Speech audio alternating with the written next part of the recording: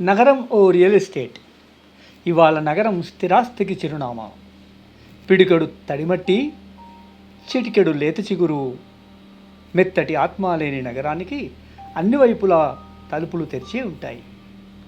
వ్యాకోచానికి, విస్తరణకు పరిమితులు లేవు. ఎదగడానికి హద్దులు లేవు. భూమికి ఆకాశానికి నడుమ ఎగరడానికి పరిమితులు లేవు. ఇక్కడ శ్వాసకోశాలు బద్దలవుతాయి, అగ్నిగోళాలు తెరుచుకుంటాయి. అయినా ఆకుపచ్చగా అమ్మకాలు కొనసాగుతాయి. జీవ వైవిధ్యం శ్మశానం బాట పడుతుంది. అన్నీ సరళ రేఖల నిర్మాణాలు, వక్రరేఖల రహదారులు, ఆలోచనలు. అయినా నగరం చాలా అందంగా కనిపిస్తుంది. ఎంతో సవ్యంగా ఉందనిపిస్తుంది.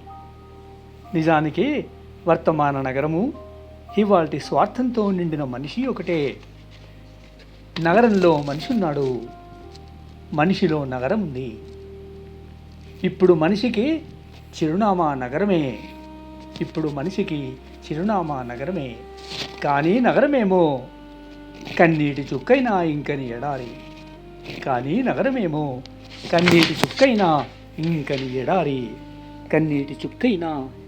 ఎడారి.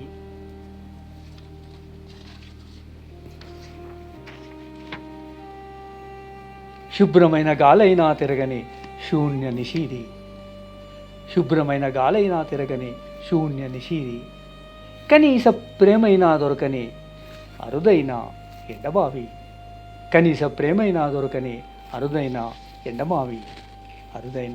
ఎండమావి.